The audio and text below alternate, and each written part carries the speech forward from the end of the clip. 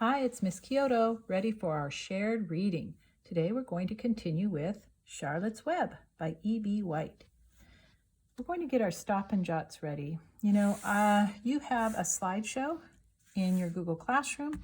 These are the slides for this week. This was from yesterday on Monday. Today is Tuesday, November 3rd. And your slideshow tells you that after reading along with the video of Charlotte's Web, Chapter 3, you're going to do the skills on the trifold for Chapter 3. Let me show you. Here's our trifold. You have your name, the day we started the book, and when you open it up, here's my work from yesterday for Chapters 1, Chapters 2. Today, you're going to do this skill for Chapter 3, and it asks you to work on the skill of visualizing story elements. How can you envision what is happening in the story? So you're going to focus on what is the setting of this chapter. You're going to record a quote from the text that provides some description of where this chapter takes place. You're going to use the story clues to visualize the setting. And finally, you're going to draw and color an illustration to show your mental image. So have that in mind when we are reading together Chapter 3. There's lots of good descriptions of the setting in this chapter. Here we go. Chapter 3, Escape. The barn was very large. It was very old. It smelled of hay and it smelled of manure. It smelled of the perspiration of tired horses and the wonderful sweet breath of patient cows. It often had a sort of peaceful smell, as though nothing bad could happen ever again in the world. It smelled of grain and of harness dressing and of axle grease and of rubber boots and of new rope. And whenever the cat was given a fish head to eat, the barn would smell of fish. But mostly it smelled of hay, for there was always hay in the great loft up overhead. And there was always hay being pitched down to the cows and the horses and the sheep. The barn was pleasantly warm in winter when the animals spent most of their time indoors, and it was pleasantly cool in summer when the big doors stood wide open to the breeze. The barn had stalls on the main floor for the work horses, tie-ups on the main floor for the cows, a sheepfold down below for the sheep, a pig pen down below for Wilbur, and it was full of all sorts of things that you find in barns: ladders, grindstones, pitchforks, monkey wrenches, scythes, lawn mowers, snow shovels, axe handles, milk pails, water buckets, empty grain sacks, and rusty rat traps. It was the kind of barn that swallows like to build their nests in. It was the kind of barn that children like to play in, and the whole thing was owned by Fern's uncle, Mr. Homer L. Zuckerman. Wilbur's new home was in the lower part of the barn, directly underneath the cows. Mr. Zuckerman knew that a manure pile is a good place to keep a young pig. Pigs need warmth, and it was warm and comfortable down there in the barn cellar on the south side. Fern came almost every day to visit him. She found an old milking stool that had been discarded, and she placed the stool in the sheepfold next to Wilbur's pen. Here she sat quietly during the long afternoons, thinking and listening and watching Wilbur. The sheep soon got to know her and trust her. So did the geese who lived with the sheep. All the animals trusted her. She was so quiet and friendly.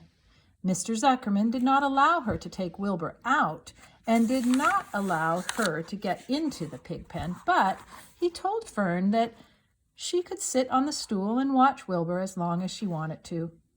It made her happy just to be near the pig, and it made Wilbur happy to know that she was sitting there, right outside his pen. But he never had any fun. No walks, no rides, no swims. One afternoon in June, when Wilbur was almost 2 months old, he wandered out into the small yard outside the barn. Fern had not arrived for her usual visit. Wilbur stood in the sun, feeling lonely and bored. "There's never anything to do around here," he thought. He walked slowly to his food trough and sniffed to see if anything had been overlooked at lunch. He found a small strip of potato skin and ate it. His back itched, so he leaned against the fence and rubbed against the boards. When he tired of this, he walked indoors, climbed to the top of the manure pile, and sat down. He didn't feel like going to sleep. He didn't feel like digging. And he was tired of standing still, tired of lying down. "I'm less than 2 months old, and I'm tired of living," he said. He walked out to the yard again. "When I'm out here," he said, "there's no place to go but in. When I'm indoors, there's no place to go but out in the yard." "That's where you're wrong, my friend," said a voice. Wilbur looked through the fence and saw the goose standing there. "You don't have to stay in that dirty little yard," said the goose, who talked rather fast. "One of the boards is loose. Push on it, push on it, and come on out." "What?" said Wilbur. "Say it slower." At the risk of repeating myself," said the goose, "I suggest that you come on out. It's wonderful out here." "Did you say a board was loose?" That I did," said the goose. Wilbur walked up to the fence and saw that the goose was right. One board was loose. He put his head down, shut his eyes, and pushed. The board gave way. In a minute, he had squeezed through the fence and was standing in the long grass outside his yard. The goose chuckled. "How does it feel to be free?" she asked. "I like it," said Wilbur. "That is, I guess I like it."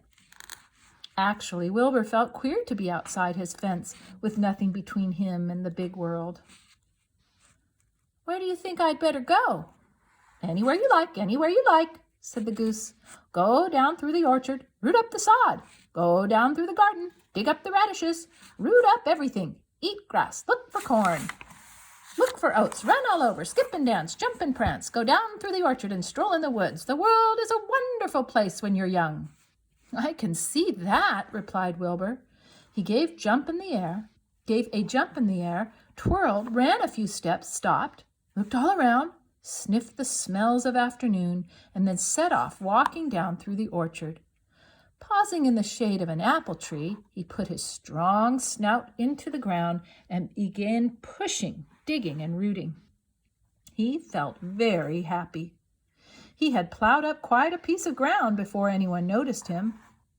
Mrs. Zuckerman was the first to see him. She saw him from the kitchen window, and she immediately shouted for the men. "Homer!"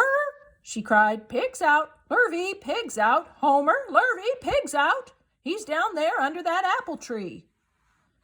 "Now the trouble starts," thought Wilbur. "Now I'll catch it." The goose heard the racket, and she too started hollering. "Run, run, run, downhill, make for the woods, she shouted to Wilbur. "They'll never catch you in the woods." The Cocker Spaniel heard the commotion, and he ran out from the barn to join the chase. Mr. Zuckerman heard, and he came out of the machine shed where he was mending a tool. Lurvy, the hired man, heard the noise and came up from the asparagus patch where he was pulling weeds. Everybody walked toward Wilbur, and Wilbur didn't know what to do.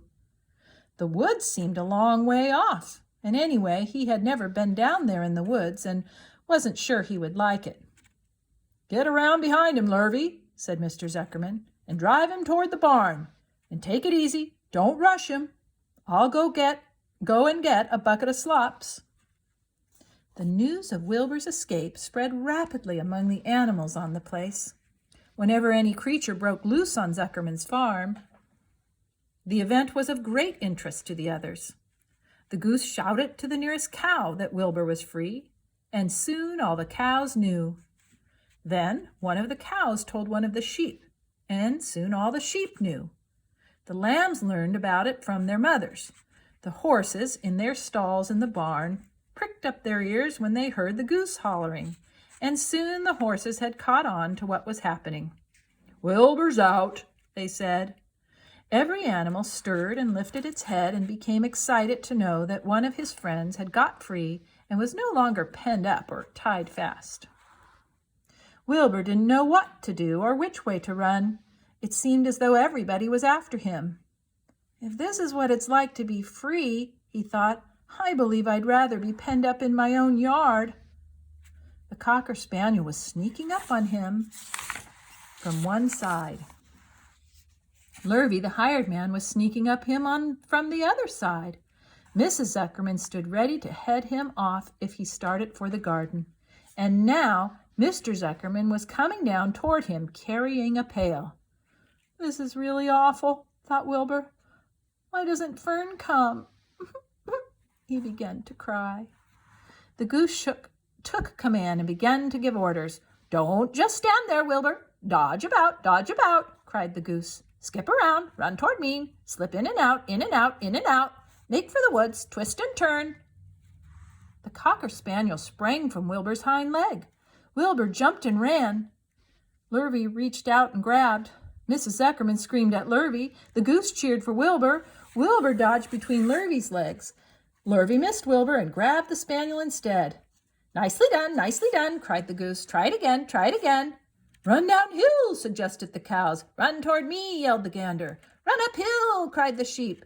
Turn and twist, honked the goose. Jump and dance, said the rooster.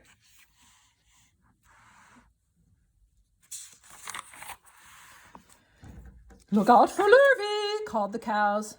Look out for Zuckerman, yelled the gander. Watch out for the dog, cried the sheep. Listen to me, screamed the goose. Poor Wilbur was dazed and frightened by this hullabaloo. He didn't like being the center of all this fuss. He tried to follow the instructions his friends were giving him, but he couldn't run downhill and uphill at the same time, and he couldn't twist and turn when he was jumping and dancing, and he was crying so hard he could barely see anything that was happening. After all, Wilbur was a very young pig, not much more than a baby, really. He wished Fern were there to take him in her arms and comfort him. When he looked up and saw Mr. Zuckerman standing quite close to him, holding a pail of warm slops, he felt relieved. He lifted his nose and sniffed. The smell was delicious. Warm milk, potato skins, wheat middlings, Kellogg's cornflakes, and a popover left from the Zuckerman's breakfast. Come, pig, said Mr. Zuckerman, tapping the pail. Come, pig. Wilbur took a step toward the pail. No, said the goose. It's the old pail trick, Wilbur. Don't fall for it. He's trying to lure you back into captivity. He's appealing to your stomach. Wilbur didn't care. The food smelled appetizing. He took another step toward the pail. Pig, said Mr. Zuckerman in a kind voice, and began walking slowly toward the barnyard, looking all about him innocently, as if he didn't know that a little white pig was following along behind him. You'll be sorry, called the goose.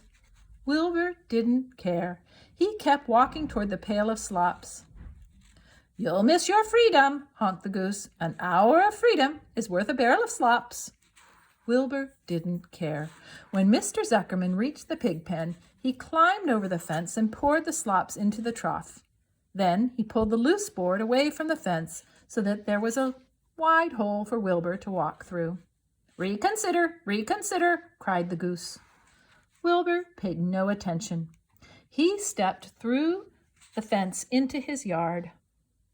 He walked to the trough and took a long drink of slops, sucking in the milk hungrily and chewing the popover. It was good to be home again. While Wilbur ate, Lurvy fetched a hammer and some 8-penny nails and nailed the board in place. Then he and Mr. Zuckerman leaned lazily on the fence, and Mr. Zuckerman scratched Wilbur's back with a stick. He's quite a pig, said Lurvy. Yes, he'll make a good pig, said Mr. Zuckerman. Wilbur heard the words of praise. He felt the warm milk inside his stomach.